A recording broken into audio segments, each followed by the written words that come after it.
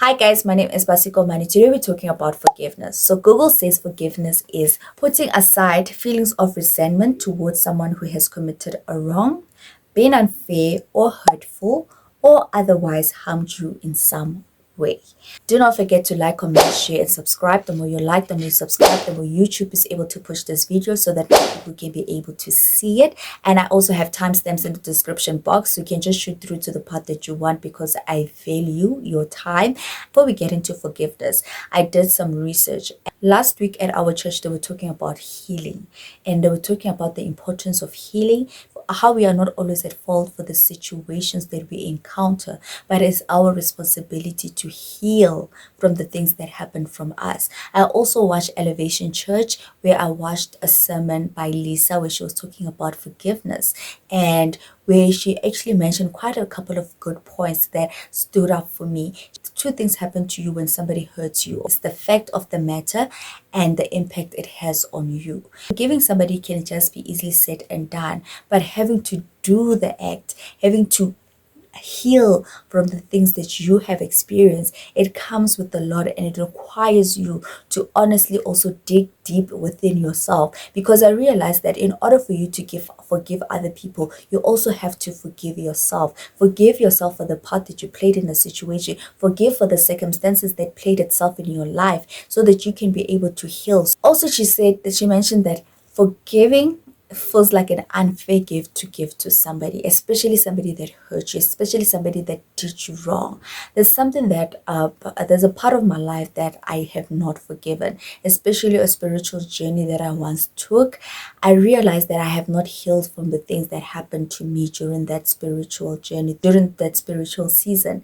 And it has left me to a point where I have resentment towards it, I have shame towards it, I have anger towards it. The thing is, I thought that I did not have anger towards it. I thought that I was okay with whatever that happened.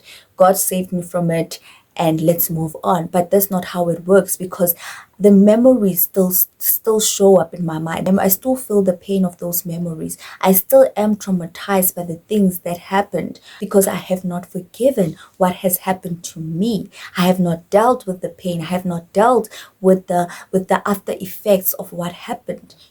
I just know that I have looked at it from a place of, oh, okay, that was God saving me from every situation that I encountered in that spiritual journey. That I realized that I have not healed in my heart with regards to what happened. And so what that does, it stops me somewhere, somehow, in trying to build a relationship with God and trying to fully immerse myself and trust God because of what happened to me in the past. I realized that I need to go back and relive some of the things that happened, so that I can be able to give it to God, speak it out loud, and say, this hurt me, and therefore I am letting it go, so that I can be able to move on forward. So what I realize about forgiveness, yes, you can forgive other people, but you also need to also forgive yourself for the part that you played in that situation, for the things that you allowed to happen to yourself. Because I think the reason why we also hold on to resentment, the reason why we also hold on to shame and anger, is because we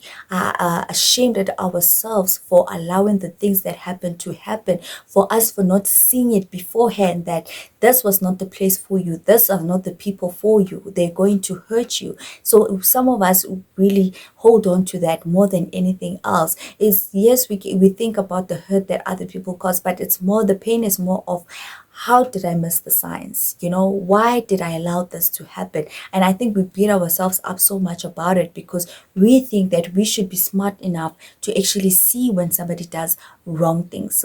She also mentioned that we deserve to stop suffering because of what other people have done to us. When she says that, it means that we need to stop giving people the power of what they've done to us.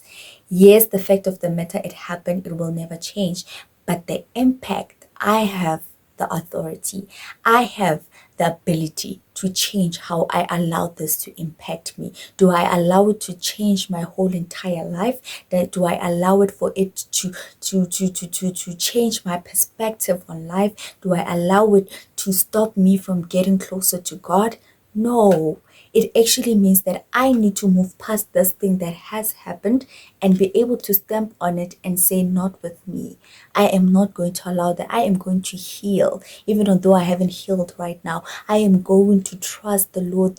But that's what I also learned from church, is that the things that happen to us, the things that hurt us, there is some good that came out of that situation. There is some good that came out of that pain that we are feeling deep in ourselves, and ask ourselves what goodness came out of that situation. I know right now we might not even see the goodness. It's like, how can a situation that hurt me to the core of my being, what goodness could have come out of that? But there is, because sometimes we think it's a physical thing, but it can be an emotional thing. How as a person did you come out from that? How as a person did it change your mind? That's one thing I realized. That spiritual situation that I went through, it made me want to get closer to God even more. Even though I did not get to go closer to God immediately, but I could see myself just deciding that this is the path that I don't want to take anymore. This is the path that is I just cannot get hurt by over and over again. I just need the person the person that they say we can trust. I need to trust in that person. And that's why I believe right now I am where I am emotionally and mentally when it comes to God, is because I've realized that He's the person with the answers. He's the person that knows me to the core of my being. So I need to rely on Him. So I just thought that I should just come and share with you and let you know that we deserve to stop suffering because of other people. We need to allow ourselves to heal. We need to change our mindsets. We need to change our hearts so that we can be able to heal from situations that happen to us. And also what healing does, it gives you a better version of yourself, and it gives you the chance to love all over again in a different way. When you stop allowing the hurt that other people caused to dictate how you live your life, it's when you free yourself. So I just thought I should just come here and share with you with regards to what I've learned with for forgiveness. And I realized that I also need to heal from what's happened to me.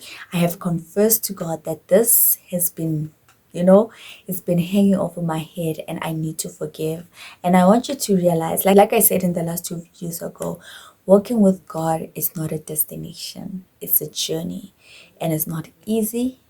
It is beautiful, it is amazing, and yet it is absolutely hard. You will have some digging to do. You will have some self-digging to do.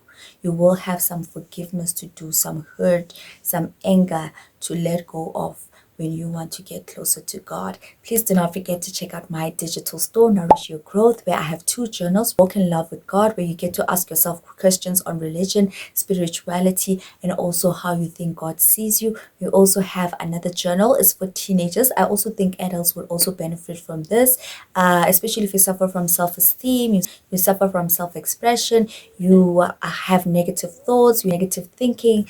Definitely do check out my journal, where it's called To Know You is to Love You. I also have a free book, Overcoming Disrespect from Parents in Adulthood. I will see you in another video.